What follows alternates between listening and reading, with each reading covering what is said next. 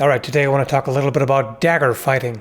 Not with something like this in modern knife combat, but rather, well, I don't currently have a rundell dagger or anything similar, but this will do. It's a pairing dagger, but rundell daggers could be quite long, so this would not be out of the ordinary. It's just that the guard would be a little bit in the way for some of this. Anyway, I've practiced dagger techniques before, but not extensively, only to the extent where I know the basics, and I can't currently meet up with anyone to demonstrate techniques. But we have somebody to help out. HEMA instructor Kyle Tully sent me his Dagger instructional DVD and asked if I would like to review it, which I very much do. By the way, this is not sponsored. I got a free copy of it, but I wasn't paid for it. I'm just talking about it because, well, I haven't really covered historical dagger fighting before, and I quite like what I'm seeing here. So, first off, just to let you know what I like about his approach, I'm just gonna let him say it in his own words. Instead of being rigid in our interpretation of the material, only exactly the way it was presented in the manuals, we instead have taken the concept that they are trying to teach and we've expanded it. Now this allows us to use these techniques in more dynamic, more fluidic ways that are more effective whenever we're actually encountering someone who is resisting us. We prefer that the techniques are effective, dynamic, fluid, rather than strict and rigid to the sources, because nobody who has been in a competitive environment would tell you that there is only one way to do a technique. Very true, especially in case of historical European martial arts, where we don't have the luxury of asking the masters to clarify exactly what they meant because, well, they have been dead for centuries. So, because of the nature of the manuscripts, there's always going to be multiple interpretations of the same technique because it's not as detailed as modern instructional books or let alone videos, etc., etc. The problem with what you would call Bullshido is generally that it's not tested against a resisting opponent. Whenever you see a self-proclaimed master somewhere working with a training partner who's basically a ragdoll, is completely limp, is just being pulled and pushed around and doesn't actually resist. And they've never tried it against an opponent who doesn't pull up with their crap. Now, Kyle here doesn't mention sparring specifically in the videos, but in the intro you can see scenes that are from sparring clearly, so they are obviously doing it. You can also tell that he knows what he's talking about by what he's saying here. Guards are just a moment in time, okay? This is not, I would walk out here and just be frozen in this position, okay? I was in the middle of drawing my dagger, or I was moving from here to lower, and I happen to be attacked and I have to react. People sometimes have this idea that a guard is a static position that you just hang out in, which is probably reinforced by samurai movies, for example, and other fiction, as well as certain forms in martial arts where somebody does stand in a particular guard for quite a while and waits for the opponent to do something. Now, generally, it's not necessarily a mistake to wait in a guard for what the opponent is doing, but if you do that, then you give your opponent a chance to formulate a plan, which of course can be deliberate on your part and can wait for that action that you then counter.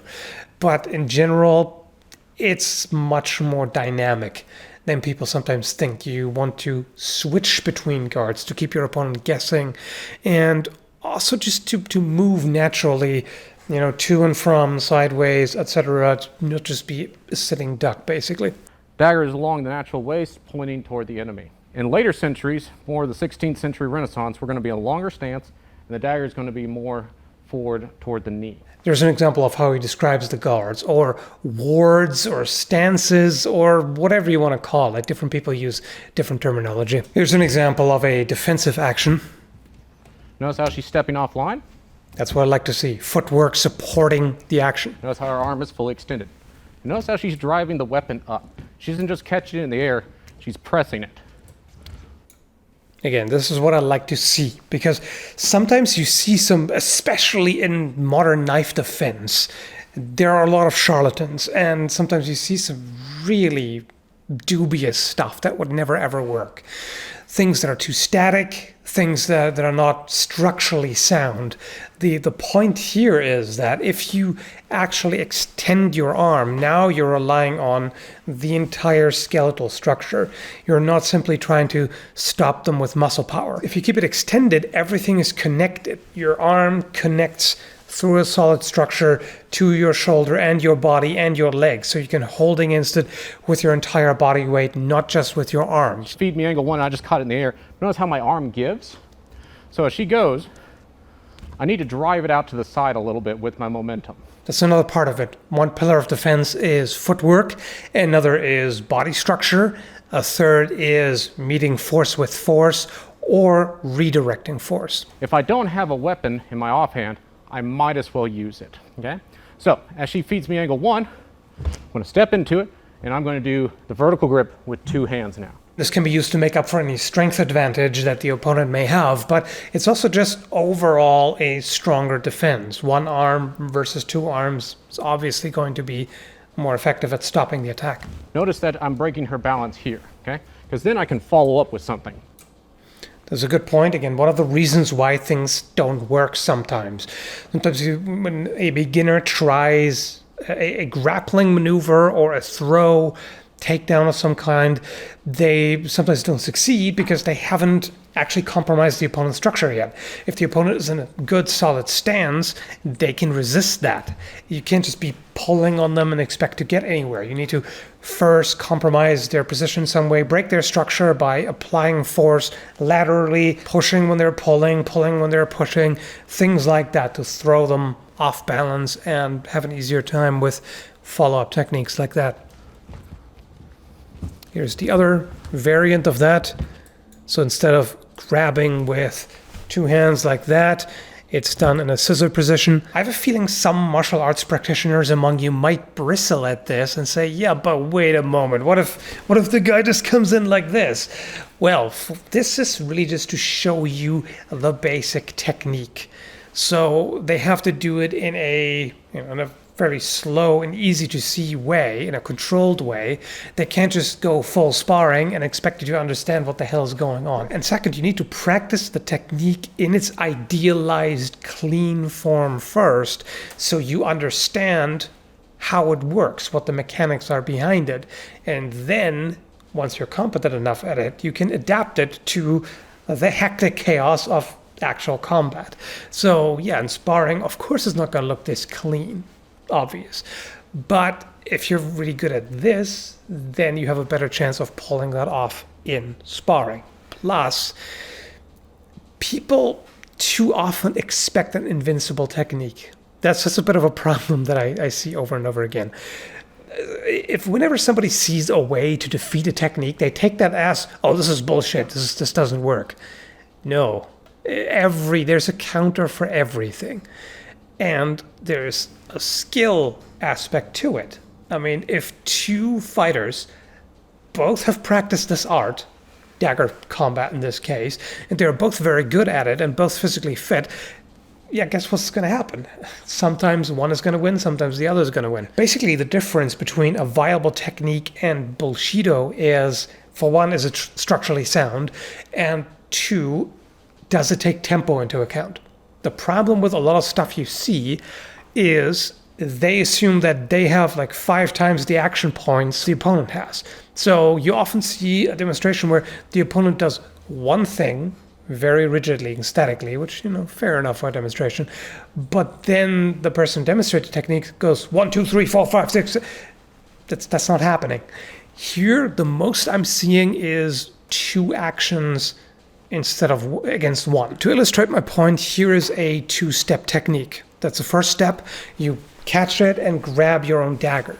Now it's the second step. As she catches it and locks it, she's going to take a step back and she would wrench it to the ground, and that would either break my wrist or disarm me. This is one of the techniques that I've practiced at the Blood and Iron HEMA school. And even if you just do it with a partner who is not trying to hurt you, this is still pretty unpleasant. If you did that full force, it would be very effective. So this is 2 actions. The opponent performs 1 action, the downward thrust, and you perform 2 actions, catch it, grab your dagger and then wrench it down. Ideally, you would do this in one fluid motion. You wouldn't go 1, 2, you'd go like that. Can the opponent react during step 2?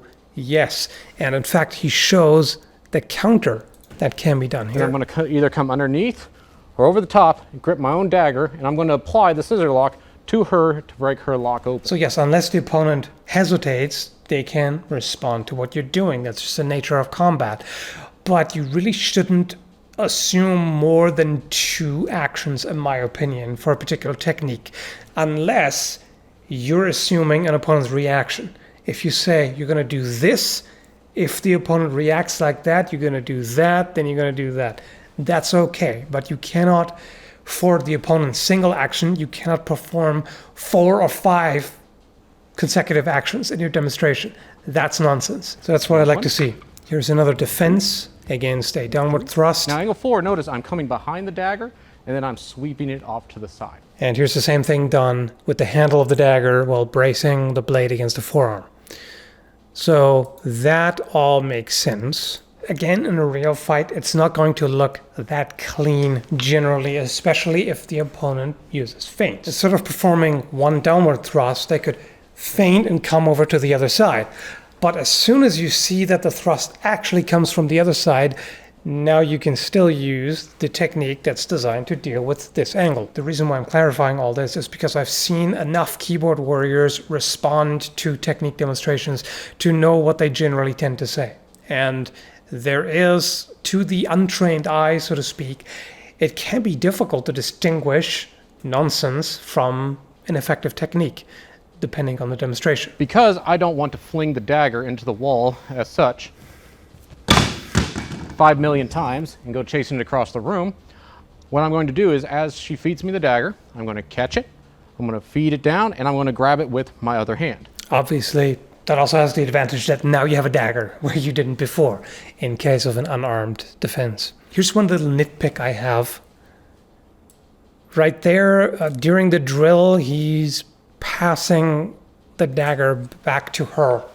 And at Blood and Iron, what we used to do when I practiced there is put the dagger on the ground and then let the partner pick it up. The reason is, if you practice something over and over again, it becomes muscle memory and you likely just do it automatically. And I've heard of a case where somebody in a tournament actually managed to disarm the opponent and then handed it right back, just out of habit, just because that's how he practiced. So I totally understand for this, as you're recording, and just for the ease of everything flowing, I understand why they just hand it over. But if you want to practice it a little better, I would suggest just do not hand each other daggers. The better way to do it is what he shows here. He has an entire stack of daggers, so his training partner can just do one disarm after the other until he's out of daggers. And that's a great way to do it. I like this idea.